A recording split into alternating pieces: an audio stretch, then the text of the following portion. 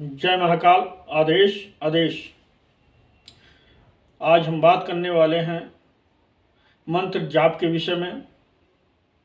मंत्र जाप कितने प्रकार के होते हैं और मंत्र कितने प्रकार के होते हैं, इसी के बारे में आप लोगों को हम बताएंगे। मंत्र 3 प्रकार के होते हैं: वैदिक, तांत्रिक, शाबर।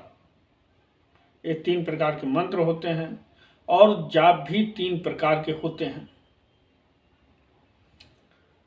वाचक जाप, उपासक जाप, मानसिक जाप। ये 3 जाप होते हैं। इनका मतलब क्या होता है और वाचक जाप क्या होता है, इसके बारे में बताते हैं आप लोगों को। वाचक जाप वो होता है जैसे अभी हम बोल रहे हैं जोर जोर से, जो जोर जोर से बोलते हैं उसे वाचक जाप कहते हैं।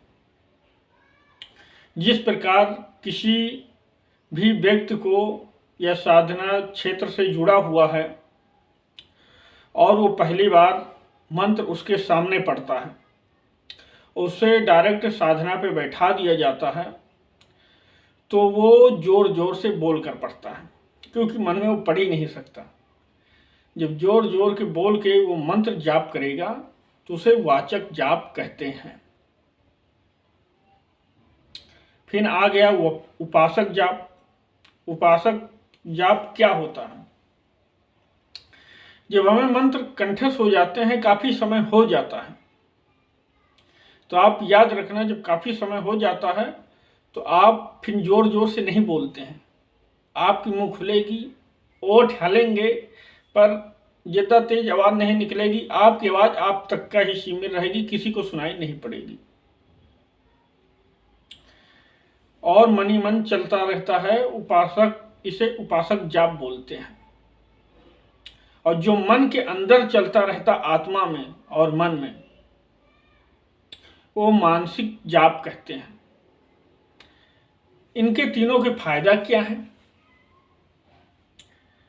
आज इसके बारे में आप लोगों को मैं बताऊंगा। ये बहुत महत्वपूर्ण जानकारी है। वीडियो अच्छा लगे तो लाइक करें, शेयर करें, कमेंट करें और चैनल पे हमारे पहली बार हैं तो चैनल को सब्सक्राइब करें। जो मानसिक जाप होता है, मान लीजिए आपका चाहे गुरु मंत्र हो या वैदिक मंत्र हो या तांत्रिक मंत्र हो या शाबर मंत्र हो, इन तीनों मंत्रों की विशेषता होती है।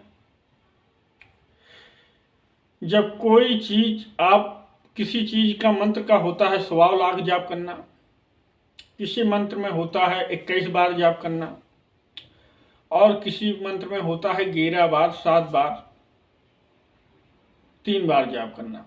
अभी जैसे हमारे पास बंगाली विद्या है, पांडुलिपि विद्या है, मोगा विद्या है। मोगा विद्या बहुत खतरनाक तरीके से चलती है, आप लोगों को मैं दूंगा। किसी भी दुश्मन को गुलाम बना सकते हैं। कोई भी इंसान हो या नर हो या नारी, उसको तुरंत गुलाम बना देंगे। 24 घंटे के अंदर, 72 घंटे के अंदर वो आपके काबू में आ जाता है पूरी तरीके से। जब तक का चाहें जब तक का उसको इस्तेमाल करें, जैसे चाहें वैसे इस्तेमाल करें। कोई गाली भी देगा, कहेगा यहाँ से हट जाओ, तब भी वो हट के नहीं जाएगा। इतना प्रचंड वशीकरण होता है। चलिए ये बात को छोड़ते हैं यहीं पे। नहीं, आप लोग बोलेंगे बता क्या रहे थे, बताने क्या लगे। इसको और किसी टाइम पे बता दूंगा आप लोगों को। तो जो मानसिक जाप होता है, जब हम मन ही मन जाप करते रहते हैं, मन ही मन जाप करते हैं और चलते फिरते भी जाप करते हैं, तो एक समय ऐसा आता है स्वतः, जब धीरे धीरे काफी टाइम हमें हो जाता है तो मंत्र चेतन अवस्था में आ जाता है। एक मंत्र का टारगेट होता है। कोई मंत्र होता है 100 लाख, कोई मंत्र होता है 11,000 और कोई मंत्र होता है 1,000। जैसे माँ पीताम्बरा के मंत्र हैं तो ये 1000 से नीचे जागृत नहीं होते हैं। और जैसे कुछ गुरु मंत्र हो जाते हैं तो वो 1.25 लाख से नीचे जागृत नहीं होते हैं। इसी प्रकार कुछ बीज मंत्र होते हैं माता के, वो भी 1.25 लाख नीचे से जागृत नहीं होते हैं। जैसे माँ तारा का हो गया, छिन्नमस्ता का हो गया, बंगलामुखी माई का हो गया, ये और माता काली का हो गया। ये 1.25 लाख से नीचे इनका मंत्र जो बीज मंत्र है वो 1.25 लाख नीचे से जागृत नहीं होता है। 1.25 लाख जाप करना ही पड़ता है, उसके बाद हवन करना पड़ता है, तब ये मंत्र जागृत होते हैं। फिर इनको काम में लोगे तो ये भरपूर तरह अपना बल दिखाते हैं। तो मानसिक जाप जो होता है उसको जाप करते रहते हैं, एक समय ऐसा आता है कि वो स्वतः ही जागृत हो जाता है। एक ऊर्जा आपके अंदर प्रकट होती है, आपके चेहरे पे ग्लो दिखाई देने लगता है, एक चेहरे पे मुस्कान आ जाती है, चेहरे के दाग धब्बे भी चले जाते हैं जब ऊर्जा शरीर में उत्पन्न होती है तो। और अब ये हमें पता कैसे चलेगा कि हमारा मंत्र जागृत हो गया है? पता भी तो होना चाहिए आप लोगों को। सबसे मेन पॉइंट की बात ये है कि हमें कैसे पता चले कि हमारा ये मंत्र जागृत है। तो जागृत करने के लिए मैं आज 2 परीक्षण आपको बताऊंगा। एक परीक्षण, दोनों परीक्षण मैं बताऊंगा, दोनों से आप चेक कर सकते हैं कि आपका मंत्र जागृत है या नहीं।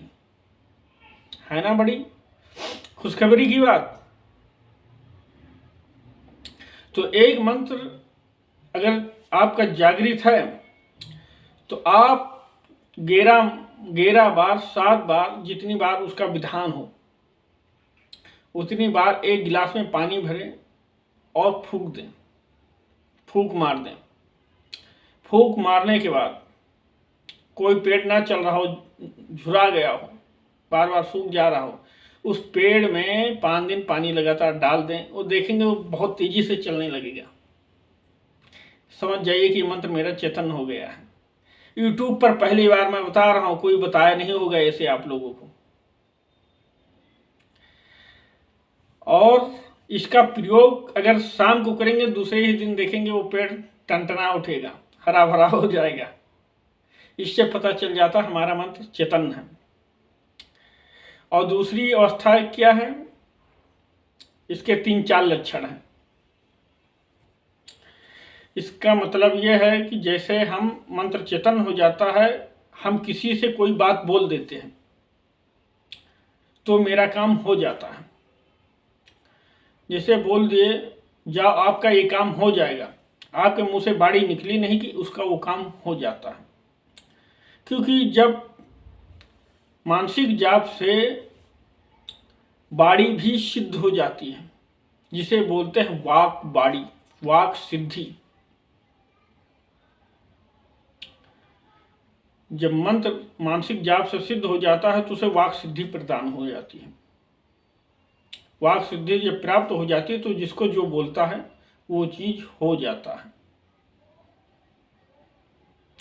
एक ये हो गया, जान गए। इसका दोनों रहस्य मैं आप लोगों को बता दिया हूं। और इसके और भी बहुत रहस्य हैं, धीरे धीरे मैं आप लोगों को बताता रहूंगा। और मैं एक चीज आपको और बता देता हूं, अगर मंत्र आपका चेतन है, आप 11 बार पढ़ते हैं, उसको 7 बार ही पढ़ के किसी पर फूंक मार देंगे। और जो मन चेतन है, किसी के ऊपर बलाय लगी हो, नकारात्मक शक्ति हो, 7 बार पढ़कर पानी फूंक के, पानी ही फेंक के मार देंगे, तुरंत शक्ति कंट्रोल हो जाएगी। और जो उस पर सह होगी वो तुरंत हट जाएगी। मंत्र जागृत का ये फार्मूला है।